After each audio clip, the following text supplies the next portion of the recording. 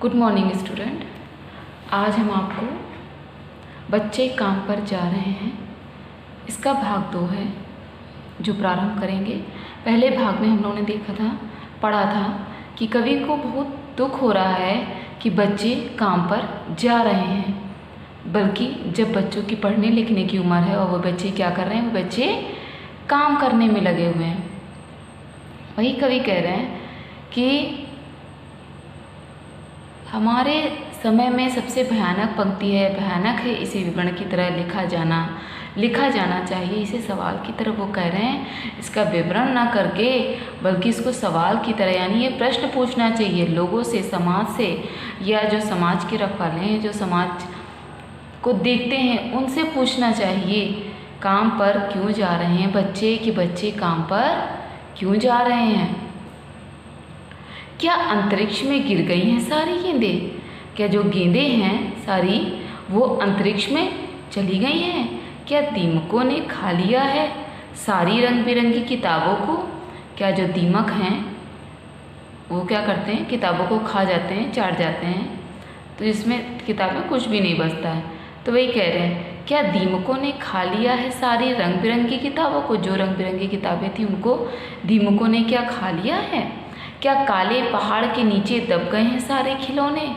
क्या किसी भूकंप में ढह गई हैं सारे मदरसों की इमारतें, यानी सारे मदरसे या विद्यालय वगैरह जो भी हैं, क्या कोई भूकंप ऐसा आया है जिसकी वजह से ये सारे मदरसे ढह गए हैं? क्या काले पहाड़ के नीचे बच्चों के सारे खिलौने दब गए हैं?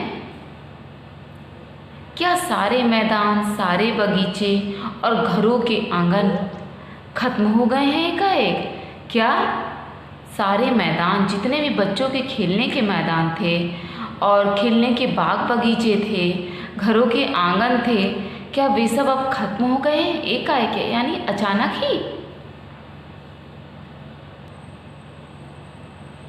फिर कवि कहते हैं, तो फिर बचा ही क्या है इस दुनिया में? कितना भयानक होता अगर ऐसा होता।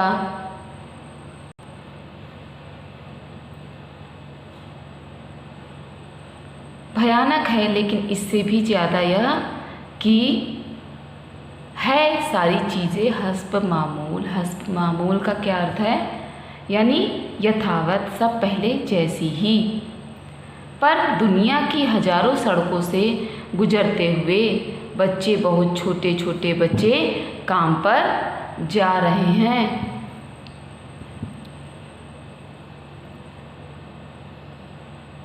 जो कवि हैं वे बहुत ही चिंतित हैं इस समाज की दयनीय स्थिति को देखकर, बच्चों की स्थिति देखकर, कि जहां हम सब के रहते हुए समाज में आज बच्चों को काम पर निकलना पड़ रहा है।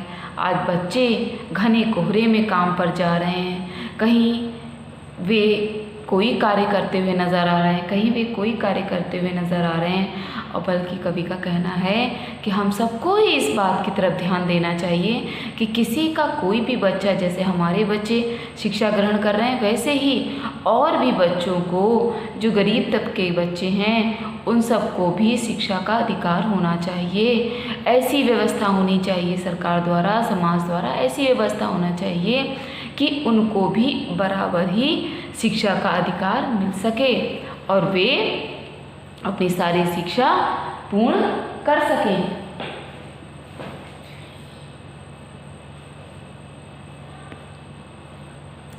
तभी कह रहे हैं, तो फिर बचा ही क्या है इस दुनिया में? इस दुनिया में अब कुछ भी नहीं बचा है। कितना भयानक होता अगर ऐसा होता। भयानक है, लेकिन इससे भी ज़्यादा यह कि है सारी चीज़ें हस्ब मामूल। वे कह रहे हैं यह बहुत ही भयानक है, बहुत ही खतरनाक चीज़ है, बहुत ही भयावह स्थिति है कि आज बच्चों को घर से निकलकर काम पर जाना पड़ रहा है। लेकिन मुझे लग रहा है यह स्थिति जैसी थी वैसी ही बनी है और यथावत रहेगी पहले जैसी। पर दुनिया की हजारों सड़कों से गुजरते हुए बच्चे, बहुत छोटे छोटे बच्चे काम पर जा रहे हैं। वे बता रहे हैं लोगों को कि दुनिया के हजारों सड़कें हैं, कितनी सड़कें हैं, और वहाँ पे छोटे छोटे बच्चे अपने कार्य के लिए निकल रहे हैं और कोई ना कोई काम करने के लिए वे सब जा रहे हैं। कभी ये चाहते हैं कि जो बच्चों की पढ़ने लिखने की उम्र है, खेलने कूदने की उम्र है, इस समय वे काम पर जा रहे हैं। कभी को इस बात का बहुत ही दुख हुआ है और वे लोगों को, समाज को और समाज के रखवालों को यह संदेश देना चाहते हैं कि इस बात की तरफ ध्यान दिया जाए कि जो बच्चे विद्यालय नहीं जा रहे हैं उनकी भी परवरिश और उनकी भी शिक्षा का ध्यान रखा जाए। अब बच्चों, अब ये पाठ यहीं पर समाप्त होता है। Thank you.